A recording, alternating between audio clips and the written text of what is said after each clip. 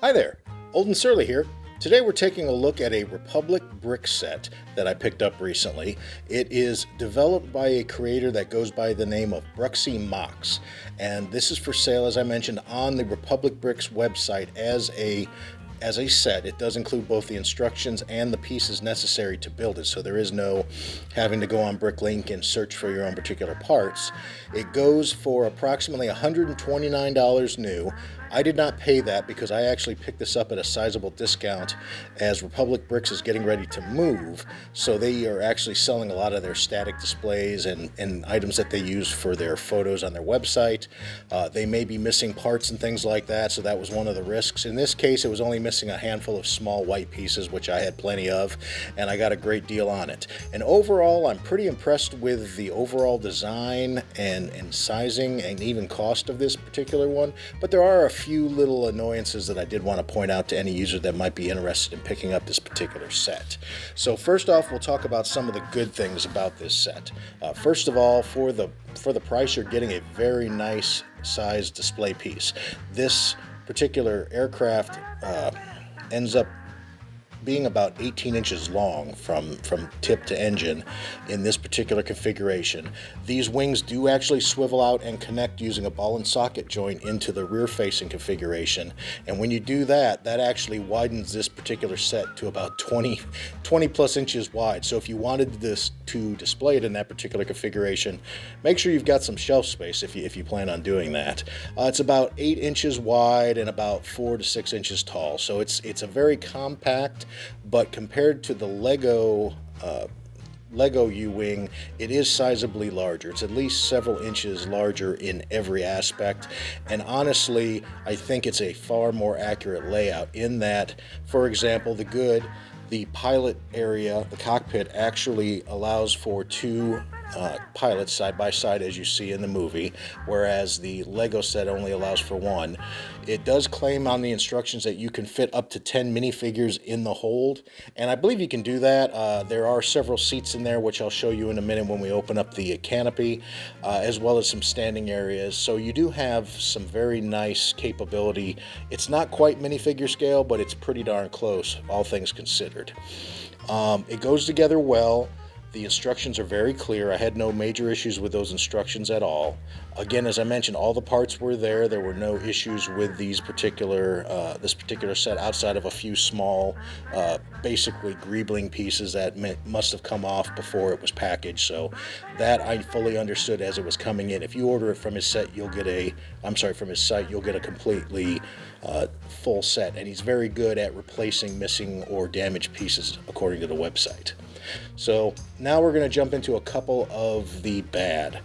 First off, I will say, while it's nice that these wings do swivel, they are very delicate in that they are only held on to this front angle here by a single piece in the front. So as you can see, it's pretty delicate, and if you push on this a little too roughly, they will pop off of that ledge, and what ends up happening is you put a lot of pressure on these 1x2 hinge pieces here, and as you can see, there's a little bit of damage that's done by myself there, as I accidentally kind of held this at an angle, and this swiveled out pretty quickly and actually did a little bit of damage. So I'm gonna have to replace that piece at some point. It is working, but I think I need to fix that.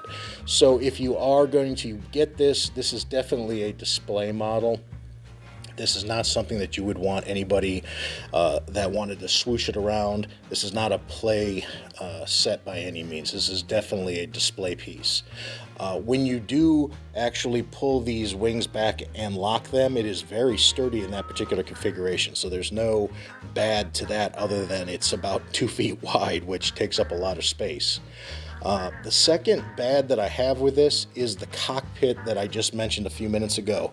While I like the size of it, the design that he has actually created does not use a plastic canopy piece. Rather, it's just kind of simulated by using these hinged and saber 3L or 4L long bars, so that's a fully open cockpit, which is kind of an annoyance to me. It may not bother some users, but I can see myself probably taking a few pieces from my own inventory and figuring out a way to install some type of canopy in there to enclose that, just just so it doesn't bother me.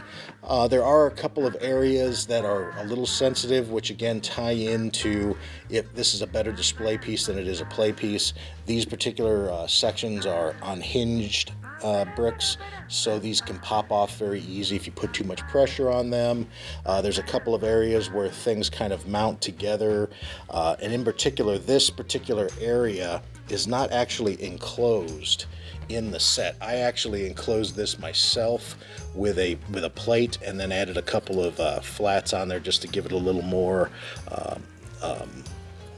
more of a closed-in feel. This is more open by the actual design, but this is something you can easily do with pieces. So if you're willing to do a little bit of additional modification on your own, I think you'll enjoy this set overall. Let's take a quick look inside here. We're going to pull this up a little bit. As you can see, you can't really get into the main cabin through this front ramp. It is sealed off. You can see the inside of the cockpit there where the pilots do sit, and I do apologize for the lighting. Going back over here, as I did mention, and there's the example of if you turn this too close to an angle, those wings can pop off very easily. So if you want to actually get into the cabin, you can do it either from the top or you can do it from the side. And here's a good, and I do apologize, I'm going to try to get some better light in there for you.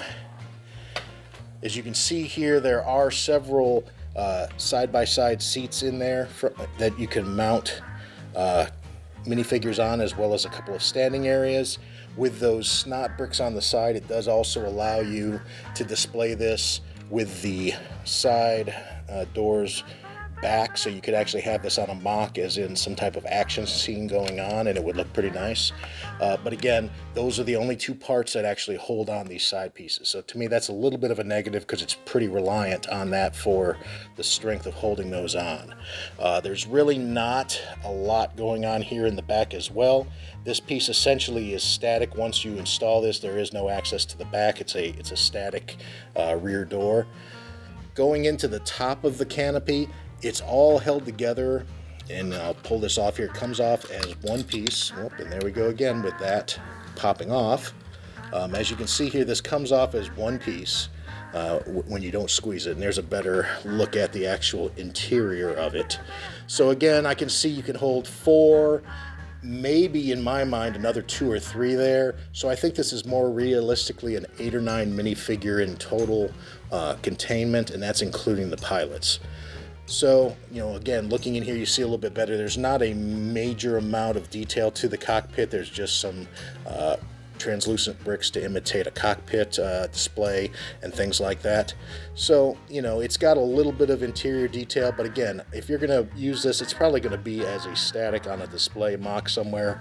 You're not going to be using this as a true display set, or I'm sorry, as a play set for a younger user. So I'll go ahead and demonstrate how these lock. These actually lock back, and they click very snugly. And as you can see, once it's in there, it's in a good position, and it does display very well like that. And, see, I did it again. Again, to remove it, you just simply pop it out of that socket very easily and put it back on that ledge, and there you go.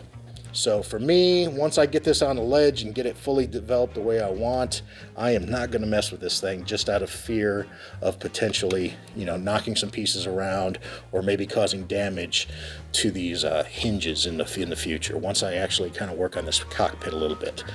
So overall, again, I would say it's a good value if you are a builder that wants something to display that exceeds the basic Lego set, and are willing to take a little bit of a careful and cautious view of how you assemble it, how you're going to display it, how you're going to move it around, as you saw.